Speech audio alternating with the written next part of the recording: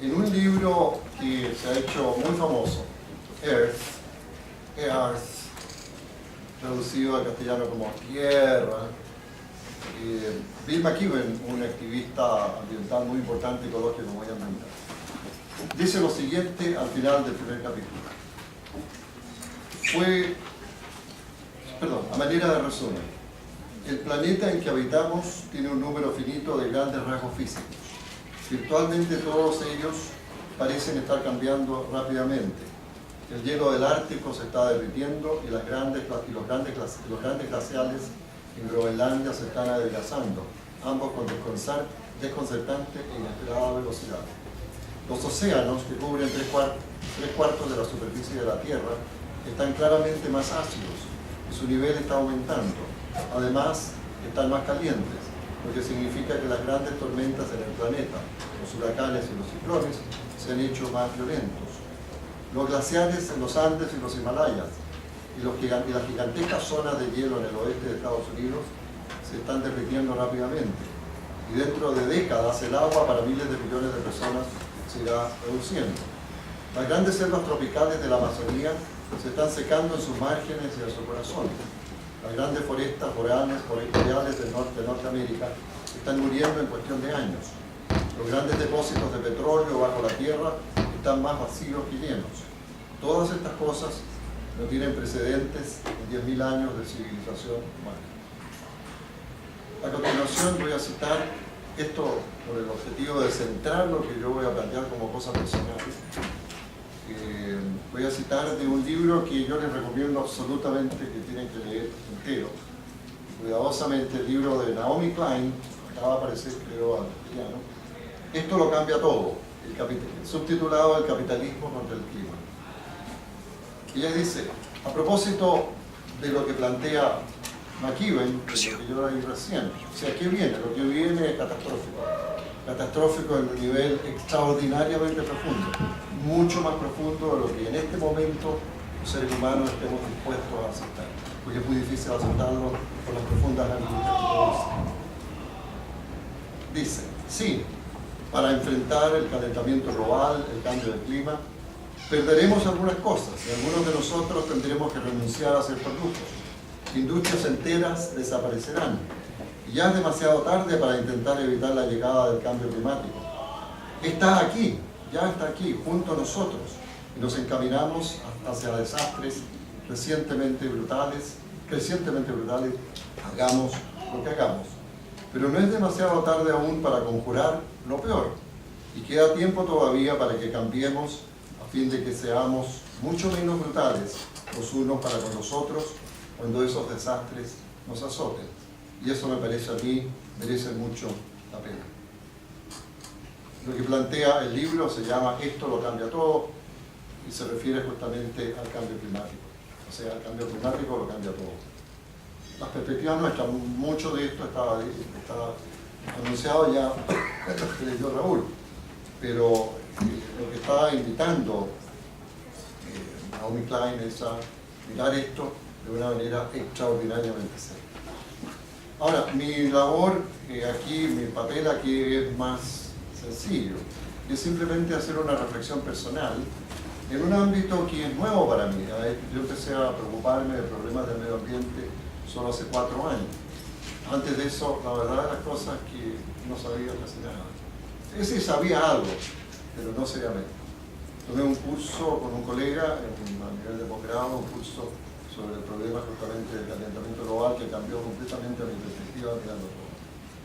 Entonces, para mí como filósofo, el problema es ¿qué podemos hacer los filósofos? ¿Qué podemos hacer en cuanto a generación de políticas, educación, acciones a desarrollar, lucha contra el espíritu conservador, etcétera, relativos al medio ambiente y en particular al cambio del clima?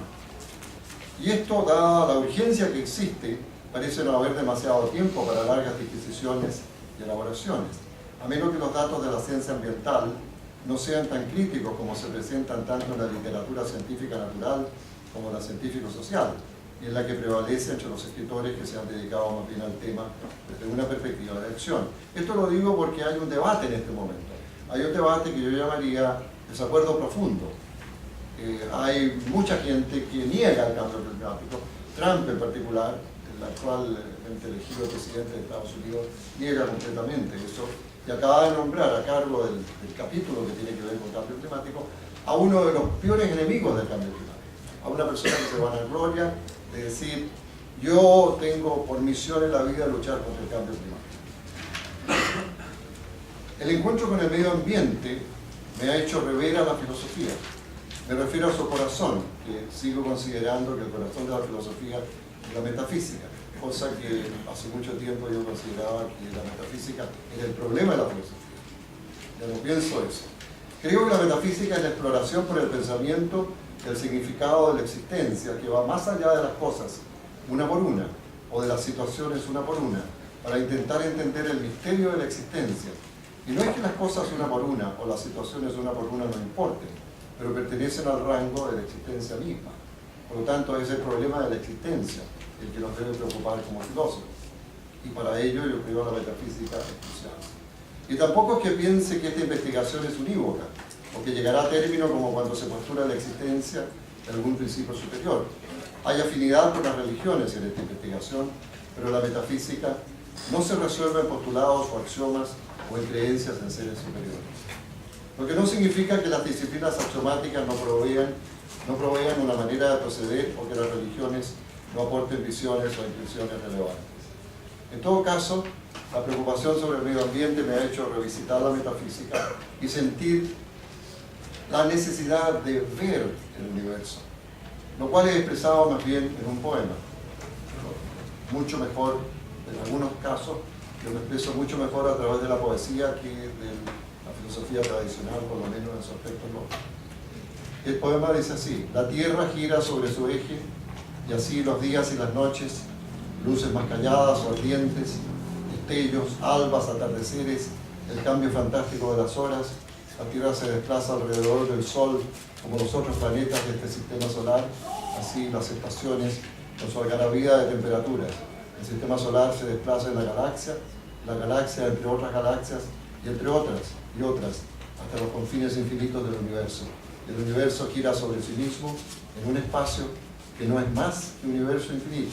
Todo lo demás es materia para especular. Y un aspecto inherente de esa especulación lleva a verse como partes del universo, y en la Tierra como partes inherentes de las especies, y como partes de la materia llamada inorgánica, desde las más amplias realidades hasta las más pequeñas. Somos una especie que depende fundamentalmente de todas estas circunstancias. Por lo tanto, no podemos seguir viviendo sobre la base de sentir que somos la especie superior o que algún principio superior nos hizo ser mejores que todo lo demás. La vida es un profundo misterio en que todo está envuelto. Entonces, ¿cómo ha ocurrido que hemos llegado al borde mismo de la extinción? La especie humana, las demás especies, la Tierra misma como la hemos conocido.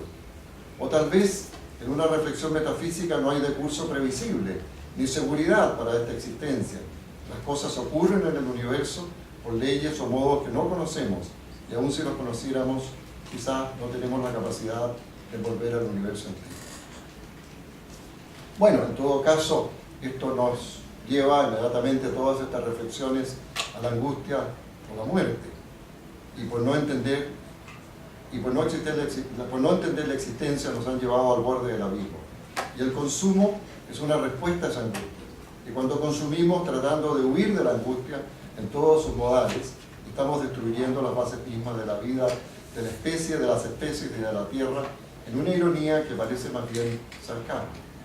Sin embargo, como existimos en lo concreto aquí y ahora, no podemos como especie pasar por sobre el hecho de que vivimos como una familia, tuvimos que educarnos, trabajar, generar nuestra familia, ganar el sustento que permite tener un techo, ropa, comida, etc. En este punto quiero citar un pasaje del libro segundo de la República de Platón. Voy a leer solamente una parte de ella, pero voy a explicar rápidamente. Cuando Platón se plantea encontrar la justicia, él dice: partamos por una sociedad básica. Y esa sociedad básica es una sociedad de technes, concepto que Platón elaboró. Las technes son actividades racionales, actividades ordenadas, organizadas, etc., que permiten solucionar los problemas de vestuario, habitación, comida. Pero a partir de eso, Platón dice, pero hay muchas otras actividades que van a ser necesarias.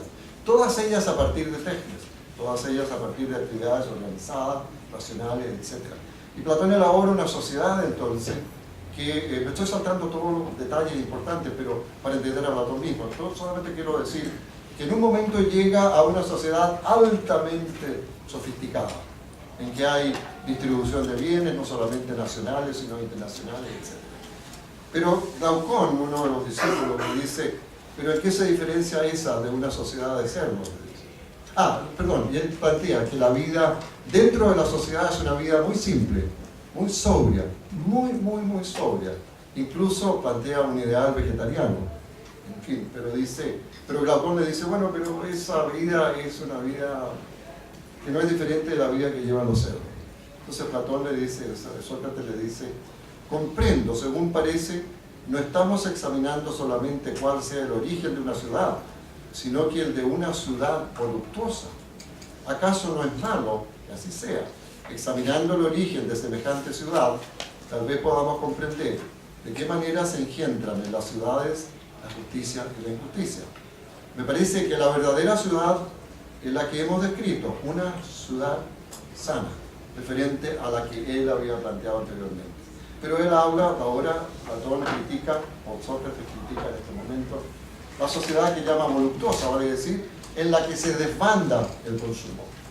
Tanto así que en algún momento vamos a tener que llegar a la guerra, porque va a ser la única manera de superar, de tener las cosas que necesitamos. Si nosotros no las tenemos en nuestra ciudad, las tenemos que ir a tomar de otras y protegernos también de que no vengan otros a tener las nuestras, y así los ejércitos. Entonces, la cita de Platón nos lleva a pensar en la sociedad actual del más y más, es decir, la sociedad que se daba a llamar de consumo. El teórico político canadiense C.B. Macpherson dice que lo que sostiene ideológicamente a la sociedad capitalista actual es la noción de consumidor infinito. Esta noción agrega no se explicita en las concepciones más abiertas y o teóricas, pero se encuentra en los medios de masa y de una manera fundamental en la publicidad. En este punto se puede volver a Macpherson. Sus ideas respecto al capitalismo se podrían tal vez resumir, así como las entiendo, de la siguiente manera. Macpherson es crítico de la sociedad liberal democrática capitalista, porque ella tiende a identificar libertad y democracia con precisamente capitalismo, o por lo menos a hacerlas demasiado dependientes del capitalismo. Él ha dicho que es un pensador liberal democrático que quiere rescatar a la democracia y a la libertad de la dependencia del capitalismo. En esa tarea, dice, ha sido ayudado por el marxismo. Una cosa que en su opinión muestra la problemática del capitalismo es el desarrollo que este sistema económico ha hecho del consumo como expresión importante de lo humano. Así Macpherson se refiere a la idea del consumidor infinito como crucial para la mantención del sistema. Y este concepto lo relaciona a ideas de individualismo posesivo y apropiación infinita. ¿Por qué no podemos vivir más de acuerdo a ese tipo de sociedad que Platón llama sana? ¿Qué nos impulsa? Nos impulsa un sentido de consumo infinito, como dice Macpherson. ¿Y de qué depende ese sentido? El psicoanalista chileno Ignacio Mate Blanco ha desarrollado lo que denomina la teoría bilógica, doble lógica. Nosotros funcionamos, dice, con una doble lógica. Es una aproximación al psicoanálisis que se funde en la lógica y en la matemática. Su primer libro sobre bilógica se titula, lo escribió en inglés, es conocido en Europa y en Estados Unidos, no ha sido traducido nunca en castellano, ni en Chile, ha sido un psicoanalista chileno. Pero eso son cosas para otro encuentro. Bueno, lo voy a traducir. El inconsciente como conjuntos infinitos se titula el libro de Mate Blanco y se subtitula Un ensayo en bilógica. La idea de infinitud es cara a esta teoría y el problema para nosotros en esta exposición que estoy desarrollando es qué sentido de infinitud está en juego, puesto que el peligro es el consumo infinito a que la sociedad capitalista y sobre todo el neoliberalismo nos ha sometido. Me refería antes a la infinitud del universo. Se puede también hablar de un movimiento lógico o emocional o intuitivo a la infinitud. Pero es posible un movimiento similar en el cuerpo, porque el cuerpo está envuelto en el consumo infinito. Toda la experiencia de vida parece sugerir claramente que aquí no hay posibilidades de infinitud. El cuerpo es marcadamente limitado en capacidades de desarrollo, a menos, claro está, que nos quisiéramos enfermar gravemente o aún morir. La hipótesis en este punto podría ser la siguiente. Es posible que por motivos que se deben investigar, se desplace la tendencia humana a la infinitud, de lo lógico, lo emocional o lo intuitivo, a la realidad corporal. Tema que yo creo que debe investigarse a fondo. ¿Qué nos hace a nosotros desplazar el aspecto de la infinitud que todos llevamos íncitamente a proyectarlo al cuerpo y así consumir más y más y más y seguir consumiendo como que eso fuera real y no una fantasía? En todo caso, estamos en este momento en la esfera del psicoanálisis y es conveniente investigar, aunque brevemente, sobre los aportes de esta doctrina psicológica al tema ecológico. El libro que estamos estudiando al respecto del autor Joseph Dodds, psicoanalista inglés, se titula Psicoanálisis el psicoanálisis y la ecología al borde del caos. En el capítulo primero abre con una cita de Searles. La crisis ecológica es la más grande amenaza de la humanidad colectivamente que ha enfrentado colectivamente y con rapidez y aceleración intensas. Todo esto amenaza a nuestro planeta. Si tan inmenso problema va a ser enfrentado, los esfuerzos de los científicos, de todos los científicos, de todas las disciplinas científicas relevantes, se va a requerir. El psicoanálisis puede participar porque nuestro interés son los procesos inconscientes que tan poderosamente influyen el comportamiento de los seres humanos. Me referiré ahora, en la cita anterior deben notarse dos cosas. Que el esfuerzo humano para enfrentar la crisis ecológica debe ser inter y transdisciplinario. Ninguna ciencia en particular puede arrogarse por sí sola la tarea. El trabajo en equipo es crucial. Segundo, dentro de esta perspectiva, el psicoanálisis tiene un lugar posible que se refiere a procesos inconscientes. Además, como dice Dodds, esta doctrina psicológica debe trabajar interdisciplinariamente con otras escuelas en el campo de la psicología. En su libro, Dodds cita del libro de Sigmund Freud, El futuro de una ilusión, el siguiente pasaje, comillas, de Freud: la principal tarea de la civilización, su real raison d'être, es defendernos contra la naturaleza. Pero nadie está bajo la ilusión de que la naturaleza haya sido ya conquistada, y pocos se atreven a esperar que la naturaleza vaya a estar alguna vez enteramente sometida al hombre. Cierre comillas. En contraste, Dodds cita este pasaje de Deleuze y Guattari: nosotros no hacemos una distinción entre el hombre y la naturaleza. El hombre y la naturaleza no son como dos términos que se enfrentan el uno al otro. Quisiera referir brevemente un diálogo que tuve con un estudiante en 2012 en un curso de posgrado que hacemos con Carlos Ruiz en filosofía.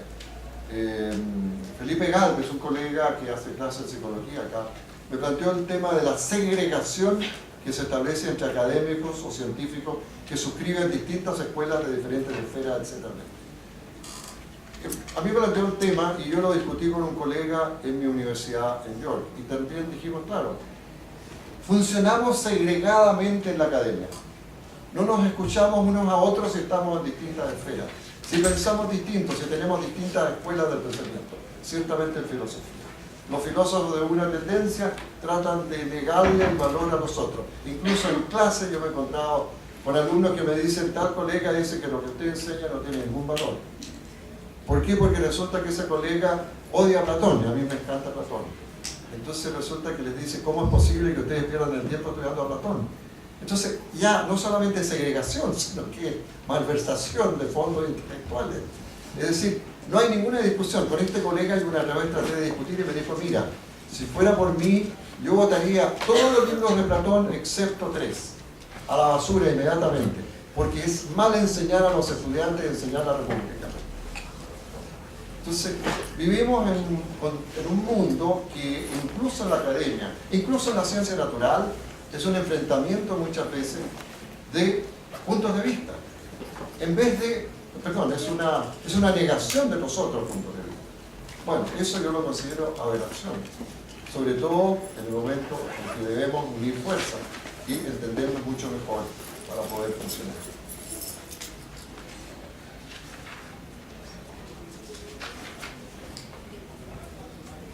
Un par de puntos últimos.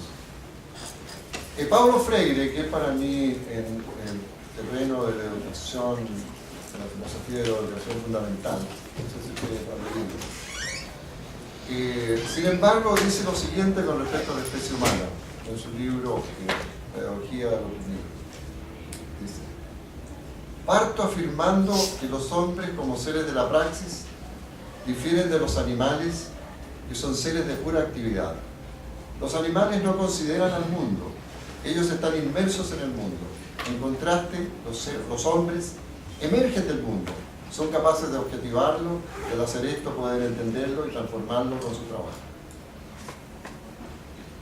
Teniendo una admiración enorme por las ideas de Paulo Freire, tendría que decir que este es un caso típico de especieísmo, es decir, de creer que la especie humana es la especie superior. Este concepto de especieísmo se lo debo a la colega Sandra Baqueada. Ella me introdujo al concepto. Voy a contrastar este texto de Freire con un pasaje de un artículo que un colega de la Facultad de Estudios del Medio Ambiente de una universidad me entregó hace algún tiempo.